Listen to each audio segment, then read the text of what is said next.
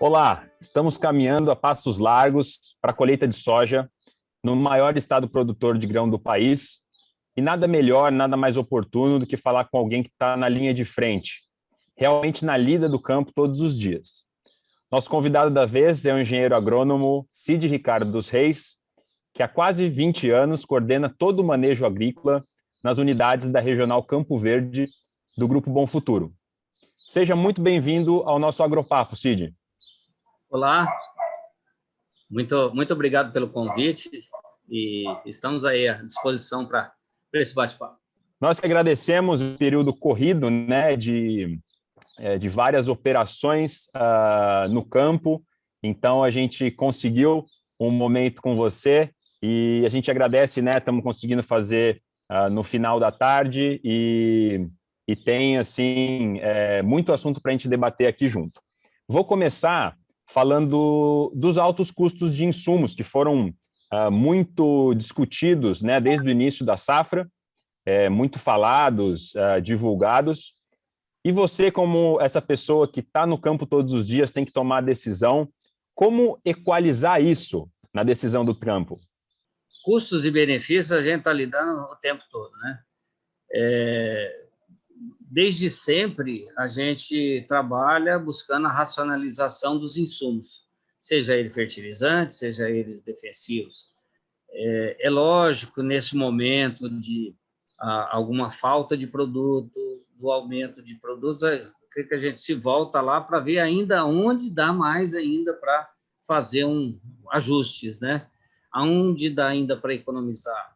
Por exemplo, a Bom Futuro, ela se proveu de um dos produtos que mais faltou aí, por exemplo, dessecante. A Bom Futuro está provida para essa safra de todo dessecante que ela tem, que ela precisa. Só que a gente enxerga, opa, e aí a próxima safra, como é que vai ficar? Será que onde a gente consegue poupar, né, para, de repente, na próxima safra, se não conseguiu todo, pelo menos se juntar com o que sobrou, né? Então, esse é um exercício constante, isso aconteceu com outros produtos também, como o glifosato, aí a gente reúne a equipe e conversa com eles sobre enxergar as oportunidades de poupar, de usar menos, né?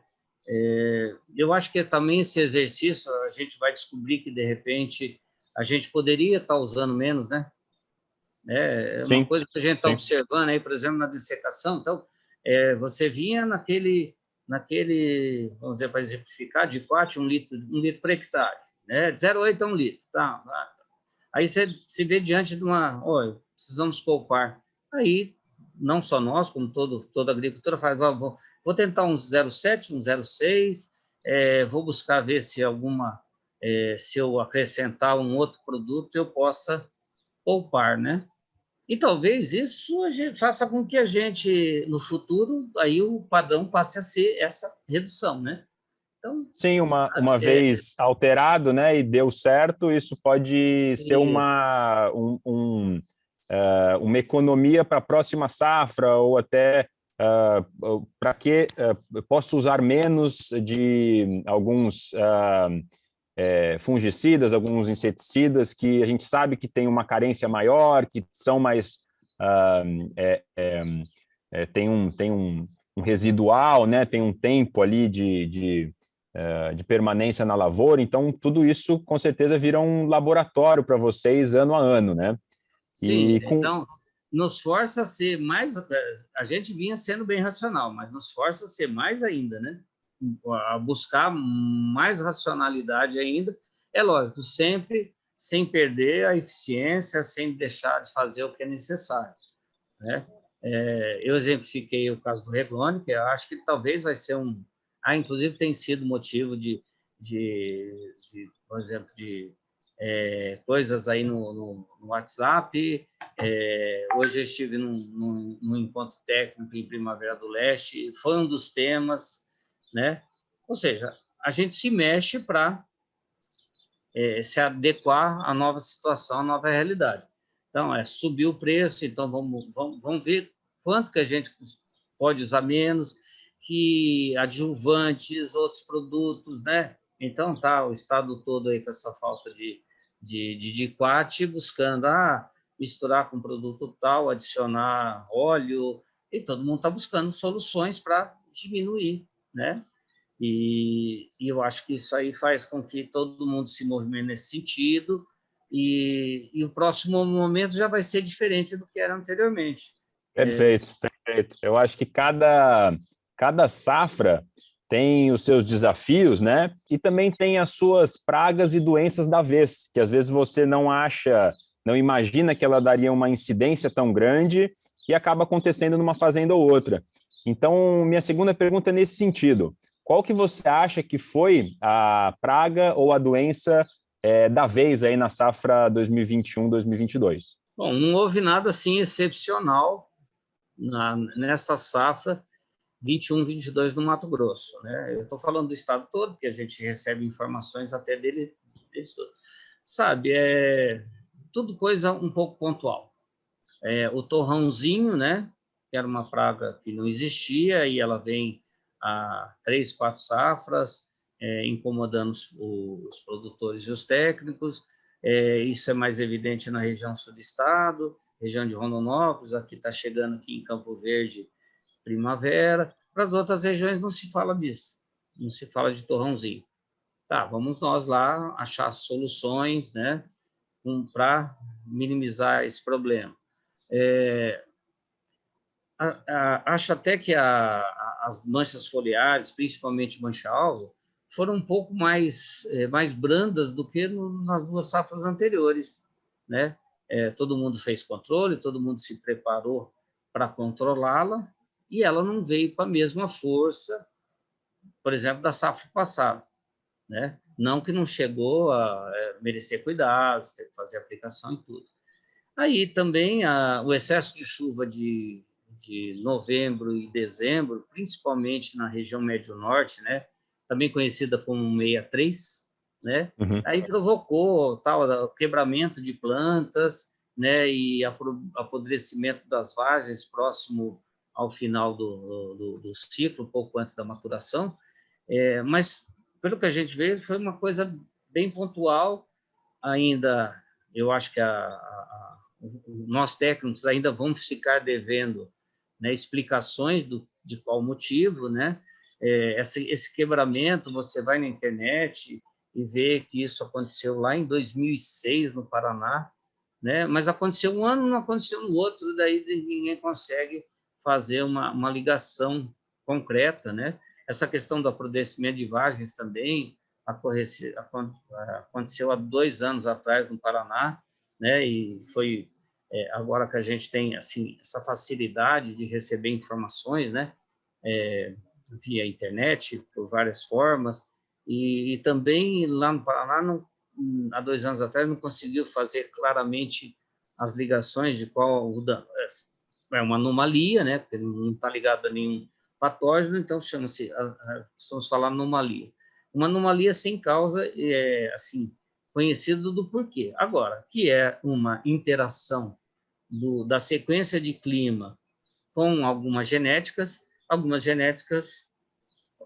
são acometidas mais do que outras. Bom, o que vamos fazer? Bom, vamos dizer, definir claramente quais os materiais têm essa tendência. E aí, no caso, talvez deixá-los de plantar esses que claramente, né? E aí tem algumas coisas de espaçamento, densidade de plantio que podem minimizar o problema. Mas o fato é que não se conseguiu extrair com clareza qual e se haveria alguma possibilidade de ter resolvido.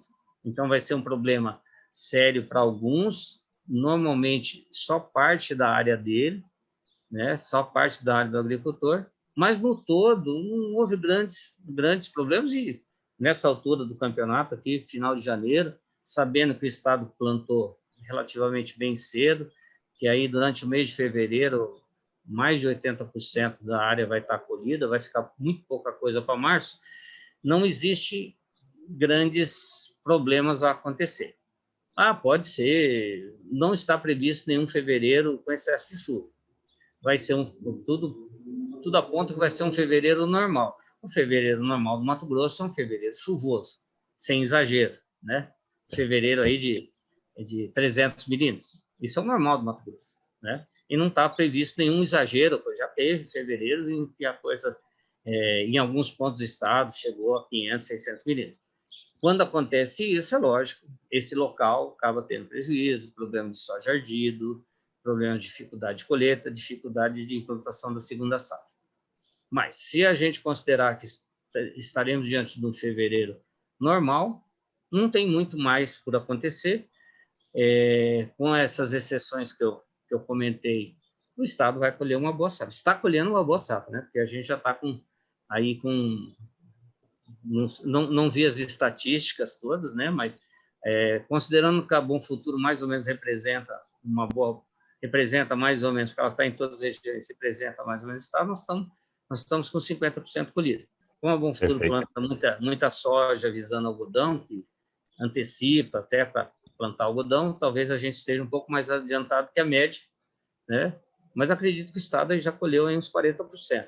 E 80% vai ser colhido rapidamente dentro de fevereiro. Então, não tem muito para acontecer de errado, né? Então, acho que foram coisas bem pontuais e nós estamos vivendo uma boa safra, né?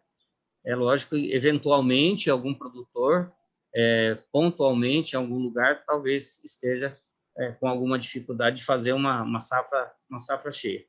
Mas os números que estão rodando aí são números até muito bons, tá? Até acima da média. Sim. Você comentou que assim existe um aprendizado de uma safra para outra. Às vezes a gente descobre coisas durante uma safra que a gente vai entender o porquê só na outra, ou pragas que começam a ser estudadas a fundo no momento que surgem mesmo em polos agrícolas. Isso a gente vê realmente que acontece muito. Por essa experiência sua de mais de 20 anos no estado do Mato Grosso.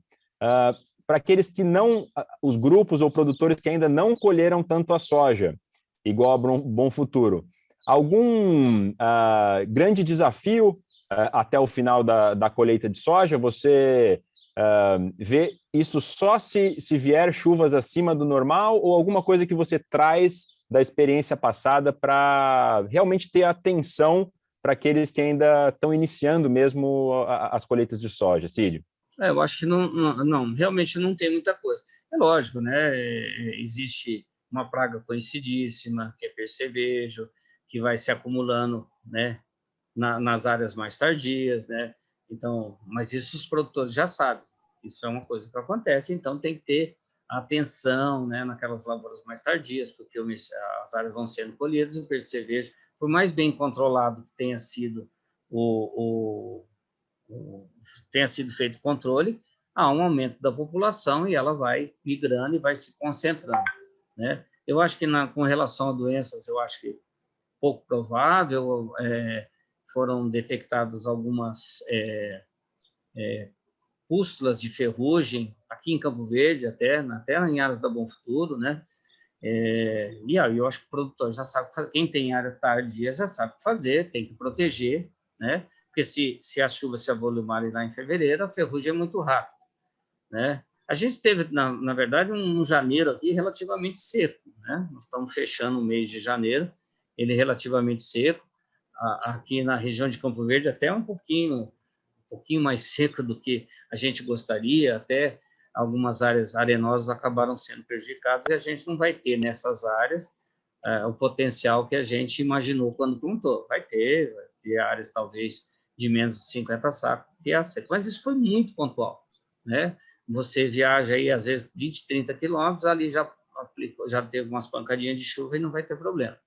Então, eu acho que nós estamos aí com essa questão de doença. Então, tem o percevejo, que é natural, a concentração, e tem as doenças, a mancha-alvo, eu acho que já está mais... Tem cercóspora também, que vem incomodando, aí na cercóspora tem cultivares que são mais sensíveis, eu acho que o produtor e seu consultor técnico deve saber disso, rastrear os materiais mais e fazer as aplicações que são necessárias, né? Para fechar sem problemas com doenças. Agora, é lógico que o Mato Grosso, 80% dele, ele planta soja e uma segunda safra, né? Se somar soja e milho, né? O estado acho que planta um pouco mais, acho que planta 10 milhões e meio, 10 milhões e 800 de soja e praticamente 7 milhões de hectares, né? Praticamente 70% vira segunda safra. Aí sim, na segunda safra, aí tem seus cuidados e seu, né? A safra o plantio de algodão está caminhando bem, até porque está chovendo pouco, então o algodão está se estabelecendo bem, né? Porque com as chuvas menores a gente não tem problemas no estabelecimento, problemas de melo e tombamento. E o milho, eu acho que o que mudou nos últimos anos, vamos dizer, aumentou muito a população de percevejo de barriga verde, então merece a atenção dos produtores nesse quesito, né? Não é colher a soja, plantar o milho e virar as costas. O percevejo vai lá causar dano. E agora a gente também, coisas de 2 safras, no Mato Grosso ainda não está intenso, mas é a questão de atenção, que é as cigarrinhas e os enfesamentos. Então, eu diria que hoje, na soja, a gente já está com tudo mais ou menos resolvido, né? Mas como nós somos um estado que planta uma segunda safra significativa, aí tem um outro desafio agora, que é a segunda safra. É uma sequência, né? A agricultura do estado e outros estados também têm essas janelas e já estão terminando uma safra e pensando muito na sequência, né? E quais já podem ser os primeiros desafios da próxima cultura que vai ser plantada. Nesse sentido, Cid, eu queria saber quais são os maiores investimentos que vocês fazem a nível de campo para manter, para ter uma sustentabilidade dessas áreas produtivas? Quais são as formas que vocês atacam para manter essa sustentabilidade com altas produtividades num sistema, né, num ano agrícola que sai uma entre a outra, sai uma entre a outra? Há muito tempo a Bom Futuro foca vamos dizer, na fertilização do solo, correção e fertilização do solo. Elevar os níveis de nutrientes, fazer correção, os solos estarem bem corrigidos, o chamado perfil, né? Construir o perfil, onde a gente busca o equilíbrio de cálcio e magnésio, onde a gente busca ter níveis de fósforo altos, né? E onde é possível também elevar os níveis de potássio, né? Em áreas argilosas isso é possível, em áreas arenosas não, tem que ficar aplicando normalmente. Mas o fósforo, por exemplo, em todas as áreas, mesmo nas áreas arenosas, a gente consegue elevar. Isso tudo para permitir o quê? Então, é um investimento que é feito anualmente. Nos últimos 5 anos, a gente foi investindo em agricultura de precisão, né? Para fazer isso de forma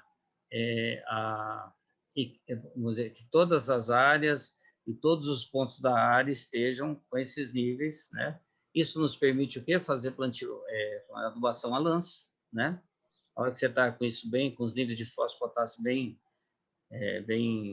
já altos, você se permite fazer a adubação a lanço, que é muito mais prática, que dá rendimento de plantio, né? Então, acho que esse é o principal. É lógico que a Bom Futuro, junto com isso, investe em maquinário, né, para ter logística, né, para você plantar rapidamente, colher rapidamente. E aí é lógico, né, já praticando há muito tempo, plantio direto, né, isso é óbvio. Temos feito, como nós temos uma agricultura um pouco compactadora, que faz muitas operações nos meses chuvosos, a gente tem que fazer, por vezes, o cultivo mínimo, que é a escarificação, né? E a gente faz, se necessário, né? E aí a gente tem um monte de ações aí, como plantio em trilhas, né? Que você tentando plantando em nível, não é bem em nível, né? A gente faz adaptações, mas o plantio saindo em nível. Estamos fazendo, em algumas áreas, a rotação de culturas, né, visando nematóides, como o uso de crotalária, de estilosantes, né, a própria braquiária, né, pastejado ou não, né, braquiária pastejado ou não.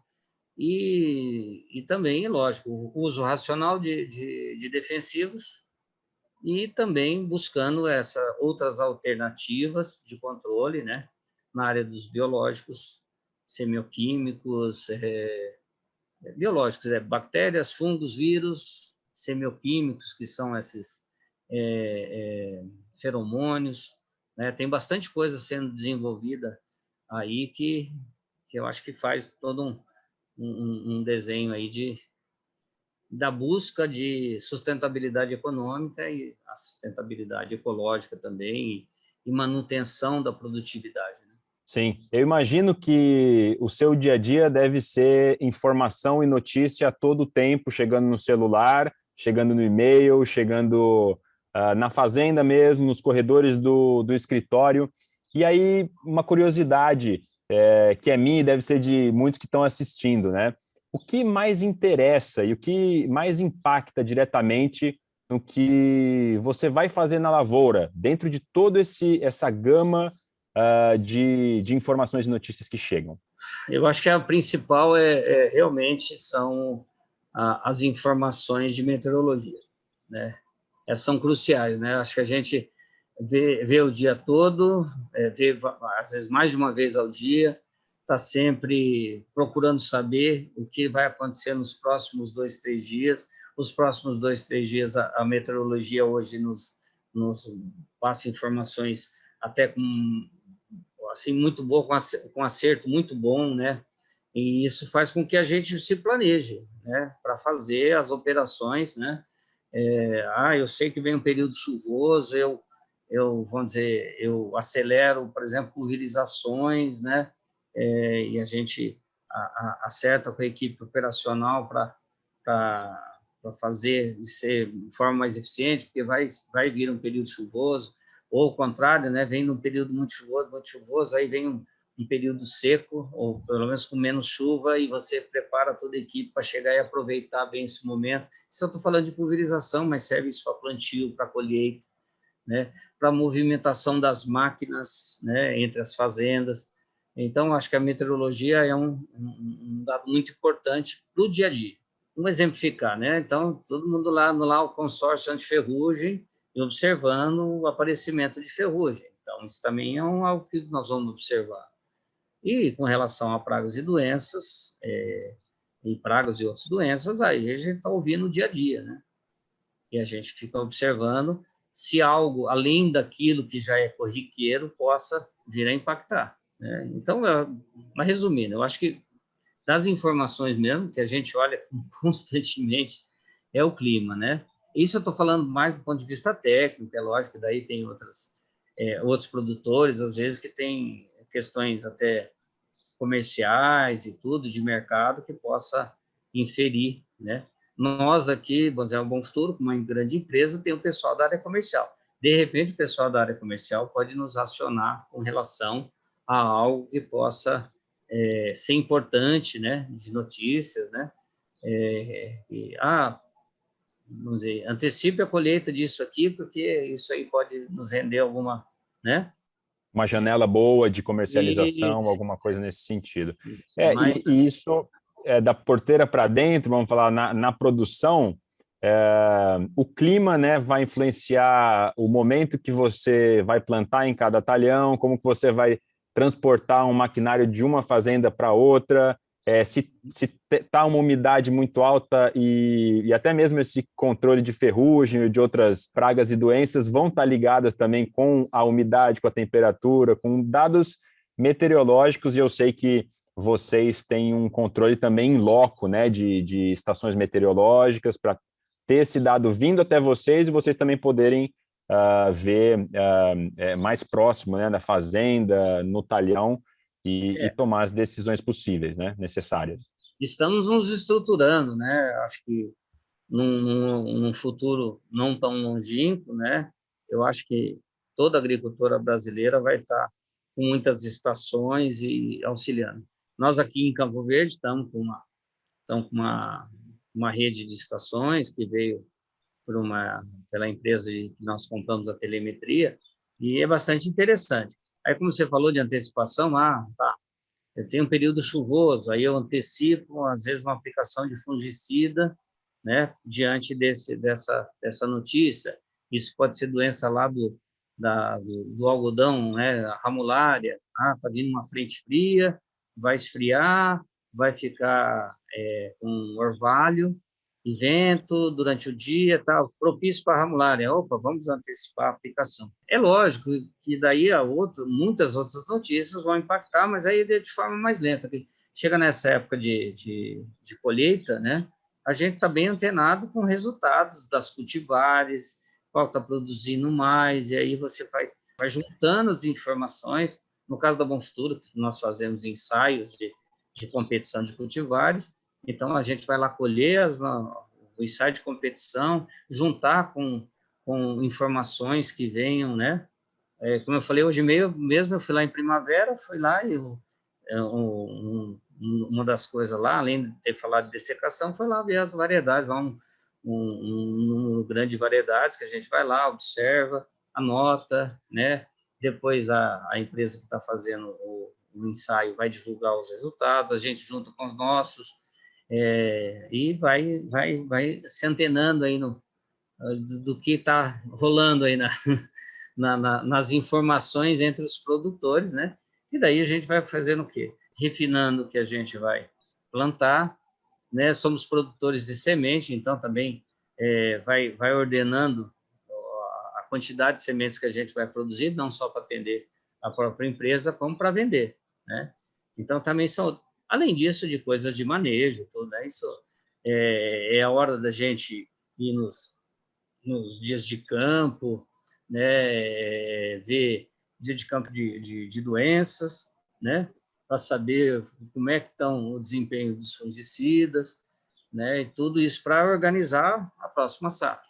Perfeito. Você comentou que essas informações meteorológicas são, assim, sem sombra de dúvida, que você fica mais antenado. E a gente tem acompanhado, né, o impacto das faltas de chuva na região de Campo Verde no mês de janeiro. Eu queria saber de você, qual foi o real impacto na região e se você acredita que outras partes do estado sofreram ainda mais devido a essa falta de chuva no mês. Pelo que eu observei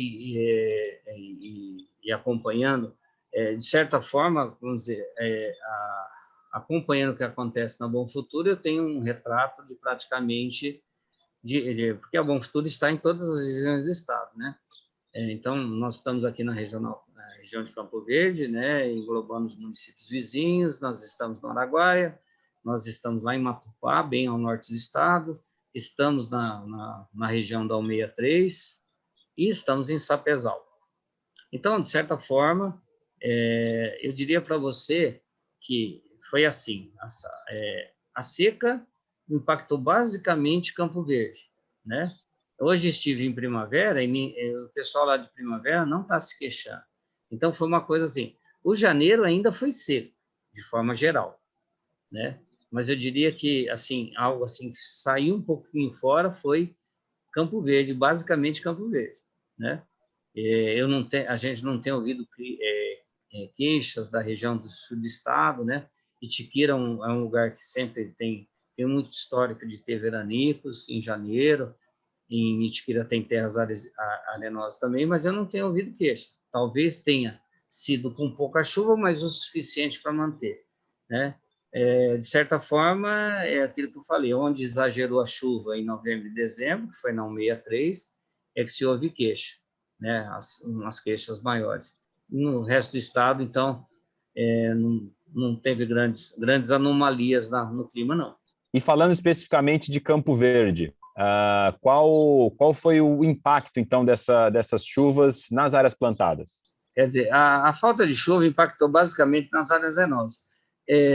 Nas áreas que estavam colhendo dentro desse mês de janeiro, a seca foi até benéfica, né? A soja colhida sem nenhum problema de avariados, colheita todo dia, umidades, a colheita com umidades boas, aí a menos de 15% de umidade. Chegou um momento que estava colhendo com 11% de umidade, e aí você colhe, já solta as plantadeiras, plantando algodão, assim, às vezes vai ficar um pouquinho, com o passar de alguns dias um pouquinho, assim, sem chuva, aí você tem aquela questão de que não está nascendo a cultura que você plantou. Mas da semana passada para cá já começou pancadinha aqui, pancadinha ali, inclusive bom porque não tem sido com alta intensidade, né? E tá excelente até, tá tendo um pouquinho fora do normal, né? Então, basicamente, o dano ficou lá em áreas arenosas.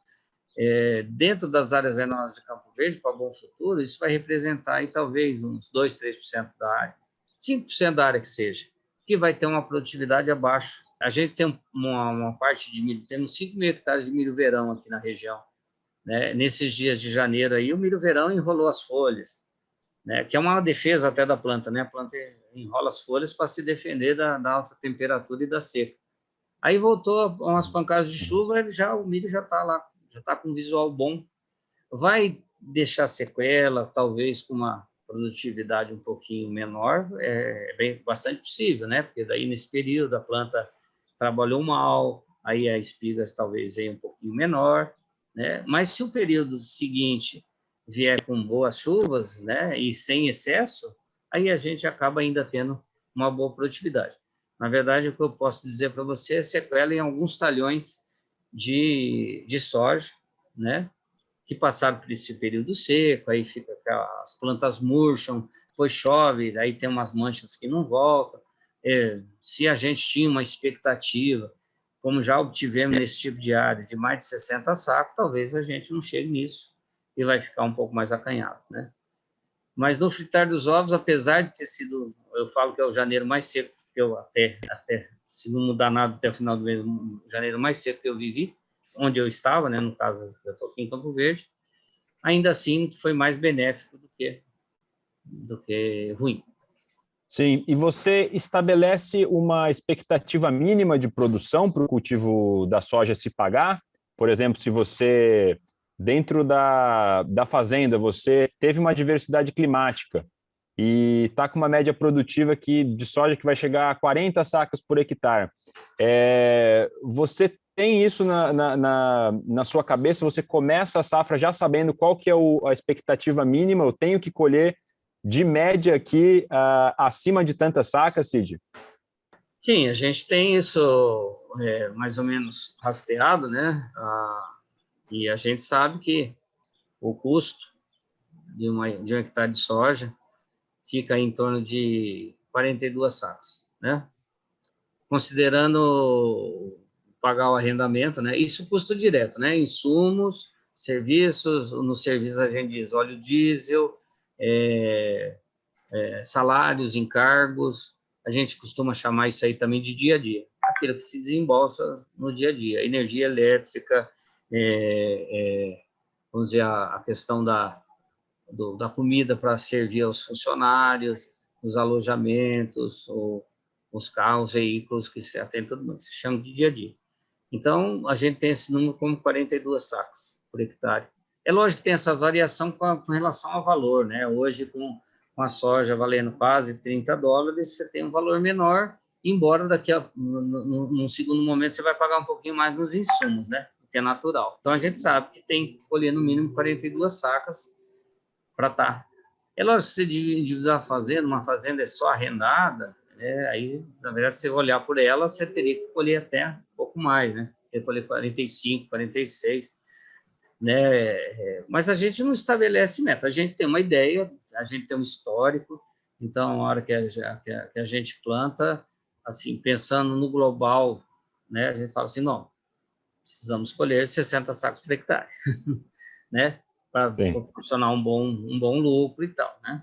Sim, hoje estamos muito felizes que estamos caminhando, se não houver nenhum contratempo mais sério, a 68. Então, puxa, acima do que, né? Mas a gente sabe também que daí no outro ano são outras situações, é outro clima, né? Pode precisar dessas 8 numa próxima com alguma diversidade de praga, doença. É um pouco o dilema da produção. E a minha próxima pergunta é nesse sentido. Talvez seja um dilema para você que está há tanto tempo lidando com cada uma das ações no campo, como lidar com a estabilidade, né, necessária para o desenvolvimento de uma safra, seja soja, seja algodão, seja milho, e a instabilidade de uma indústria a céu aberto. Eu acho que o tempo vai mostrando para a gente que você tem uma série de fundamentos, de informações e as chances de dar certo, né? Então, você sabe que você tem que plantar de tanto a tanto, você tem um conjunto de cultivares, você tem uma série de parâmetros de fertilização, de correção, que você tem, eu tenho que ter tanto de fósforo, tanto de potássio no solo, eu tenho que buscar isso, aí você tem que fazer todo um exercício da defesa vegetal, né? Essa defesa vegetal é bem em parte tudo que você vai viver, o que planta daninha que você teve, quais que você está controlando bem, quais que você está deixando escapar, e aí você monta toda uma estratégia, todo um planejamento, né, para conseguir almejar, né? Então, a indústria de céu aberto mas tem também uma série de parâmetros. Você se prepara para iniciar o plantio lá em fins de setembro, né? Tem ano que vem as chuvas do início de setembro, e você vai cultivando. Já teve anos que a gente iniciou esse plantio no seda e veio um período seco, né, a ponto de algumas áreas ficarem com o estande prejudicado, algumas áreas até ter que replantar. Isso faz muito quem planta algodão, porque você quer buscar uma janela de algodão boa. Até a gente mesmo, a Bom Futuro, nas fazendas onde não se planta algodão, não, espera lá, eu não preciso plantar nada no final de setembro. Posso deixar entrar dentro de outubro, as chuvas ficarem estabilizadas, aí eu planto, e aí eu vou ter a janela lá no começo de fevereiro para plantar milho. Esse é um dos grandes, vamos dizer, vantagem competitiva do Mato Grosso, que é a regularidade do clima. Irregularzinho em todo estado? Não é regularzinho em todo estado, né? Mas, comparado com algumas outras regiões, tem uma regularidade boa. El Ninho e a Laninha impactam um pouco no Mato Grosso, porque a gente está um pouquinho do lado ali, né? Então, Laninha, El Ninho impactando bem no Rio Grande do Sul, bem no Nordeste, e a região do Mato Grosso está no centro e um pouco a oeste. Os impactos são menores. Lógico, tem impacto, tá? 2015-16, um El Niño histórico, né? A região do Vale do Araguaia, que fica a leste do estado, ela foi fortemente atingida, mas indo para o oeste, né? Indo para a região da Amazônia, o impacto foi menor. E a gente, com o tempo, vai conseguindo entender as nuances do tempo, né? E vai... as pessoas não gostam de falar disso, falar que é isso, mas, de certa forma, a gente usa estatística e probabilidades, né? Então, você sabe que você vai, se eu plantar no começo de setembro, deve acontecer isso, e, de vez em quando, dá alguma coisa que sai fora, mas é pontual. É a indústria céu aberto, mas que a gente conhece mais ou menos como acontece e toma ações, faz diversificações para que isso seja minimizado o impacto de grandes ocorrências, né? Essa experiência sua, né, de 25 anos de agricultura no estado do Mato Grosso, com certeza te dá essa bagagem para começar, né, uma safra sabendo muito do que aconteceu, o que você já aprendeu, o que você não pode, de certa forma, errar, né? Já sabendo, isso não tem muito o que fazer, né? Essa indústria do céu aberto tá dada ali, mas a gente conhece os jogadores, né? Os parâmetros, com quem que a gente está lidando, né? Seja variedade, seja o solo, os níveis de fertilidade. É muito legal essa visão sua, e obrigado por compartilhar por aqui também. Esses 25 anos, então, que a gente está falando, você viu o setor mudar muito, as cidades mudarem muito, né?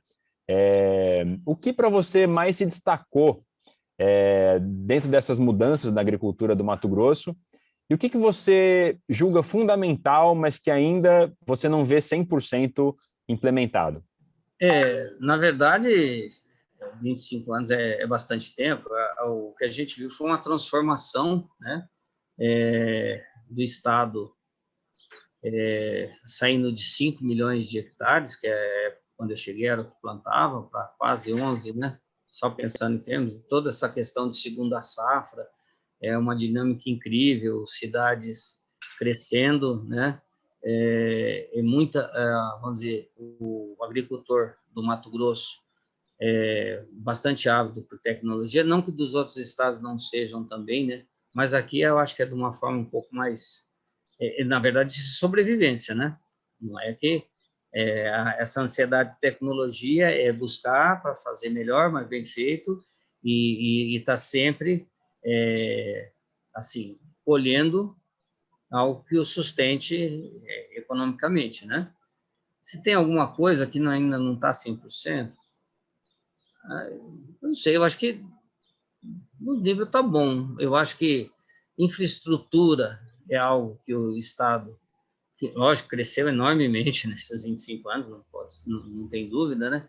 Mas aí eu acho que o Estado ainda espera a infraestrutura chegar mais rápido, chegar logo, chegar às ferrovias, quer dizer, ampliar, né? Nos últimos 20 anos, a ferrovia finalmente chegou ao Mato Grosso, né? Lá no final dos anos 90 não tinha um metro de trilho, né? Hoje tem a ferrovia que chega até Rondonópolis, né? E isso mudou bastante, né? O transporte, melhorou os preços e aí essa ligação lá com Miritituba, que finalmente acabou o asfalto. Então, acho que infraestrutura, eu acho que é algo que ainda não está 100%, né? A gente espera com avidez, né, que as coisas continuem acontecendo e, de preferência, com uma velocidade boa, né? Então, todos esses projetos aí de infraestrutura, eu acho que vão ser muito importantes, né, para manter vamos dizer, a competitividade daqui, né? Eu acho que é isso. Acho que a infraestrutura é algo mais impactante aí. E você comentou sobre as características do Mato Grosso e também outros estados e regiões produtoras, como o Sul, como o Oeste da Bahia.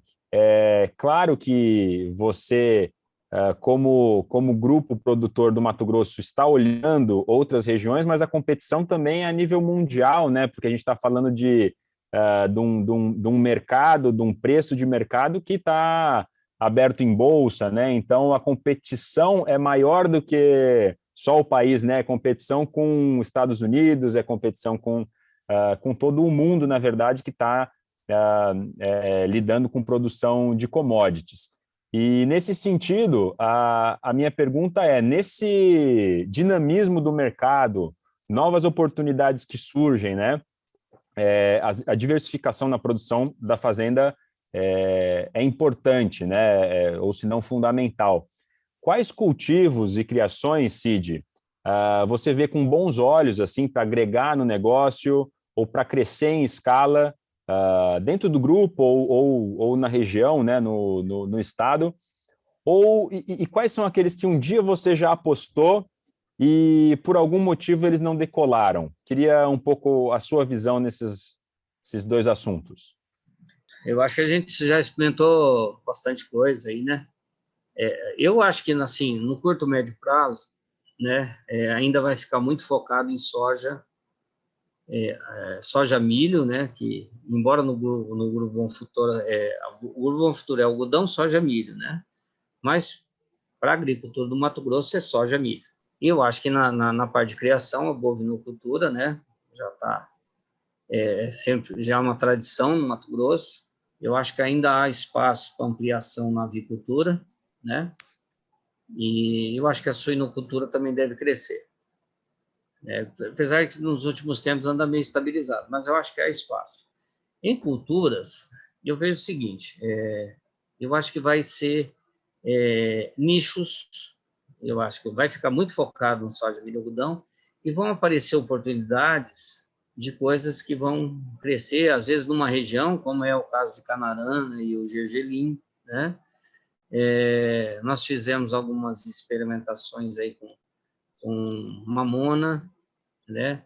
O gargalo é a colheita ainda, e o fato de ter, assim, o mercado ainda ser de poucos compradores, então você...